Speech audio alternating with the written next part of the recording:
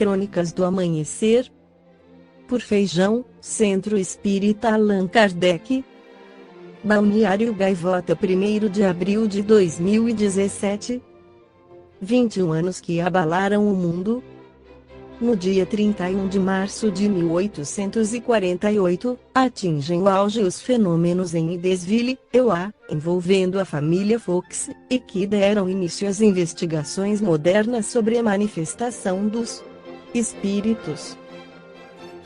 Em 31 de março de 1869, desencarna Allan Kardec, o codificador da doutrina espírita, em Paris, França, vítima de aneurisma cerebral.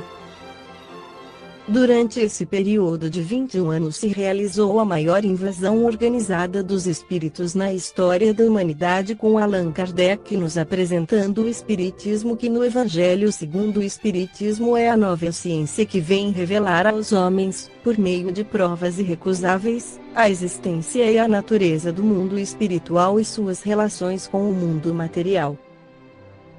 Ele nos mostra esse mundo, não mais como sobrenatural, mas, pelo contrário, como uma das forças vivas e incessantemente atuantes da natureza, como a fonte de uma infinidade de fenômenos até então incompreendidos, e por essa razão rejeitados para o domínio do fantástico e do maravilhoso. É a essas relações que o Cristo se refere em muitas circunstâncias, e é por isso que muitas coisas que ele disse ficaram ininteligíveis ou foram falsamente interpretadas. O Espiritismo é a chave que nos ajuda a tudo explicar com facilidade. A lei do Antigo Testamento está personificada em Moisés, a do Novo Testamento, no Cristo. O Espiritismo é a terceira revelação da lei de Deus. Mas não está personificado em ninguém, porque ele é o produto do ensinamento dado, não por um homem, mas pelos Espíritos, que são as vozes do céu, em todas as partes da terra e por inumerável multidão de intermediários. Trata-se, de qualquer maneira, de uns seres coletivos, compreendendo o conjunto dos seres do mundo espiritual, cada qual trazendo aos homens o tributo de suas luzes, para fazê-los conhecer esse mundo e a sorte que nele os espera. Da mesma maneira que disse o Cristo: eu não venho destruir a lei, mas dar-lhe cumprimento. Também diz o Espiritismo: eu não venho destruir a lei cristã, mas dar-lhe cumprimento.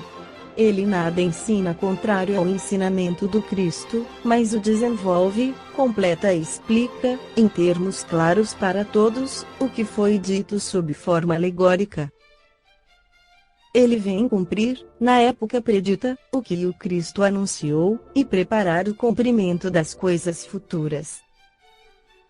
Ele é, portanto, obra do Cristo, que o preside, assim como preside ao que igualmente anunciou a regeneração que se opera e que prepara o reino de Deus sobre a terra. Sobre as dificuldades que Allan Kardec teve para executar seu trabalho no livro Obras Póstumas, tem uma mensagem do Espírito da Verdade que diz: a missão dos reformadores está cheia de escolhos e de perigos, e tu é rude, disso te previno, porque é o mundo inteiro que se trata de agitar e de transformar. E o próprio Allan Kardec comenta: escrevo esta nota no dia 1 de janeiro de 1867. 10 anos e meio depois que esta comunicação me foi dada, e verifico que ela se realizou em todos os pontos, porque experimentei todas as vicissitudes que nela me foram anunciadas. Tenho sido alvo do ódio de implacáveis inimigos, da injúria, da calúnia, da inveja e do ciúme. Têm sido publicados contra mim infames libelos, as minhas melhores instruções têm sido desnaturadas, tenho sido traído por aqueles em quem depositara confiança, e pago com a ingratidão por aqueles a quem tinha prestado serviços. A sociedade de Paris tem sido um contínuo foco de intrigas, urdidas por aqueles que se diziam a meu favor, e que, mostrando-se amáveis em minha presença, me detratavam na ausência. Disseram que aqueles que adotavam o meu partido eram assalariados por mim com o dinheiro que eu arrecadava do espiritismo. Não mais tenho conhecido repouso, mais de uma vez, sucumbi, sob o excesso do trabalho, tem-se-me alterado a saúde e comprometido a vida.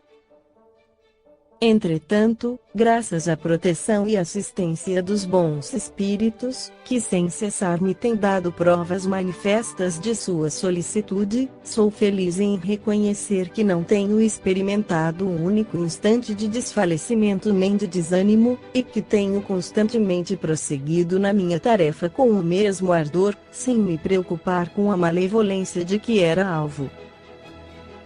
Segundo a comunicação do Espírito Verdade, eu devia contar com tudo isso, e tudo se verificou.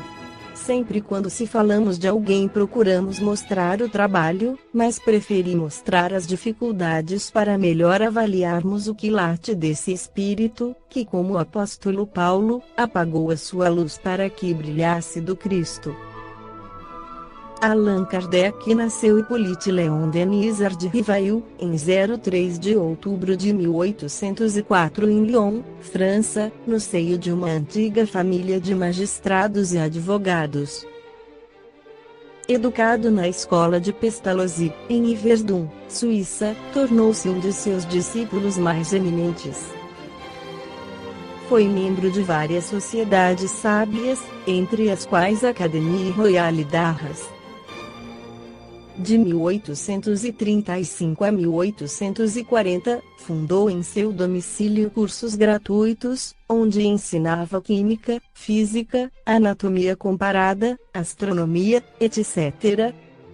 Dentre suas inúmeras obras de educação, podemos citar Plano Proposto para a Melhoria da Instrução Pública 1828, Curso Prático e Teórico de Aritmética segundo o método de Pestalozzi, para uso dos professores primários e mães de família 1829, Gramática Francesa Clássica 1831, Programa de Cursos Usuais de Química, Física, Astronomia, Fisiologia Lycée e Polymatique, ditado normal dos exames da Prefeitura e da Sorbonne, acompanhado de ditados especiais sobre as dificuldades ortográficas 1849.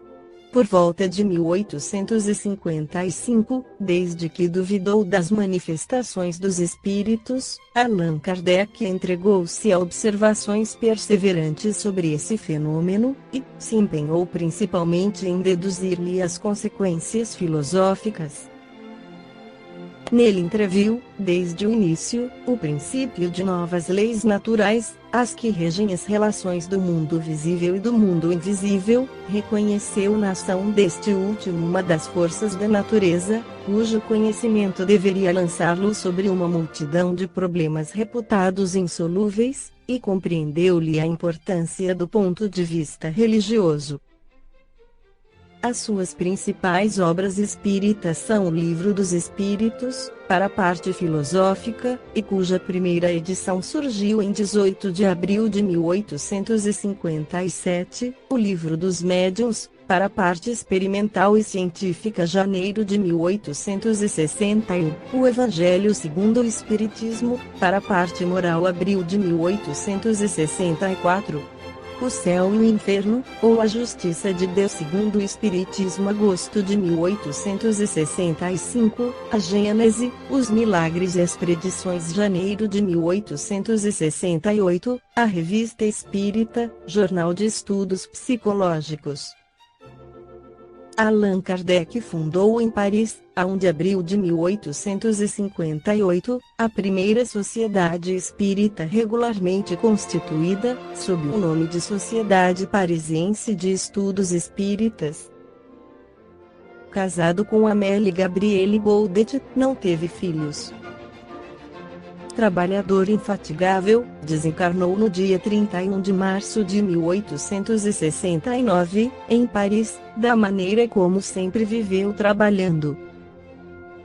Sobre a atualidade de Allan Kardec em seu livro Análises Espíritas Deolindo Amorim escreve: se alguém disser que Allan Kardec pensou, há mais de um século, na aliança da competência com a moralidade como estágio evolutivo capaz de firmar o equilíbrio social, certamente não estará dizendo ou revelando novidade, pois o tema está muito bem explanado em obras póstumas. E o ponto central de suas ideias, neste assunto, se resume no entendimento de uma aristocracia intelecto-moral. A ideia em si não seria novidade, porém, a conjuntura em que nos encontramos atualmente nos leva a esta pergunta: será possível, ou seria possível, ajustar, hoje em dia, o pensamento de Allan Kardec à situação do nosso mundo? A ideia é muito antiga, e ninguém iria apresentá-la como inédita, mas estamos diante de fatos novos. E quais são esses fatos? Em primeiro lugar, as condições de vida, de um modo geral, são muito diferentes das condições em que viveu Allan Kardec. Em segundo lugar, a ideia de aristocracia, no mundo de hoje, o mundo da interação, mundo de dependência e competição, jamais poderia ter o sentido de outrora. É uma palavra que muitas vezes causa arrepio. Em terceiro lugar, o próprio conceito de moralidade, como estamos vendo a cada passo, vem sofrendo restrições muito graves. Afinal, que estaria imaginando ou desejando Allan Kardec ao preconizar o advento não se sabe quando de uma aristocracia intelecto-moral? Claro que ele tomou a palavra aristocracia no sentido original, pois bem conhecia a raiz do vocábulo, o poder dos melhores. Então, seria uma sociedade em que o poder fosse confiado aos melhores cidadãos, mas é preciso entender melhores em moralidade, melhores por serem mais dignos, mais corretos, não pelo sangue nem pela linhagem nobre, como se observava na antiguidade. Hoje, porém, naturalmente por força da semântica, a aristocracia é o oposto à democracia, porque tomou um sentido acentuadamente discriminatório. Aristocrata, hoje, é o indivíduo que se coloca acima dos outros, não se confunde, não se mistura com a massa. É um conceito que está perdendo sentido cada vez mais. Fala-se em aristocracia social, aristocracia intelectual, EQ. Recorramos de novo ao pensamento de Allan Kardec. Ponhamos, antes, uma questão pelo fato de estarmos reconhecendo, forçosamente, que tanto o conceito de aristocracia, quanto o conceito de moralidade no mundo atual não coincidem inteiramente com o sentido que tinham esses conceitos no tempo de Allan Kardec. Seria cabível dizer que suas palavras se perderam no vazio por falta de adequação aos fatos novos? Existem colocações novas em relação ao conceito de moralidade, mas a ideia de Allan Kardec não perdeu a consistência no curso da história, embora se diga, às vezes, que estamos muito longe de uma aristocracia intelecto-moral, uma vez que os mais espertos, ainda que não sejam capazes, quase sempre passam à frente dos mais dignos e competentes. Neste caso, Allan Kardec seria simplesmente um visionário, por ter lançado uma ideia irrealizável. Não. A despeito das mudanças que se operaram no mundo, a bem dizer em todos os sentidos, o valor intelectual e o valor moral se reclamam e completam, pouco importa que muita gente não se preocupe com problemas desta ordem. Se o indivíduo tem muita capacidade, mas não se recomenda moralmente, será um condutor desastroso, seja no âmbito da coisa pública, seja no âmbito da economia privada. Se é realmente honesto, um modelo de moral, mas inexperiente ou inábil, também não está em condições de assumir certas responsabilidades. Em suma, sem a identificação, a verdadeira harmonia da moralidade com a capacidade, nunca será possível uma gerência produtiva, sólida e benéfica. É o pensamento de Allan Kardec. e os valores por ele preconizados estão de pé, apesar das novas concepções de vida e dos novos estilos hoje predominantes neste ou naquele segmento da sociedade. Tentamos, assim, apresentar Allan Kardec pelo prisma de uma visão social guiada pela compreensão de valores insubstituíveis, sejam quais forem as transformações sociais e as alterações semânticas. Tocamos apenas no assunto, sumariamente, diz Deolindo Amorim. Esta foi a crônica do amanhecer de 1º de abril, por Feijão.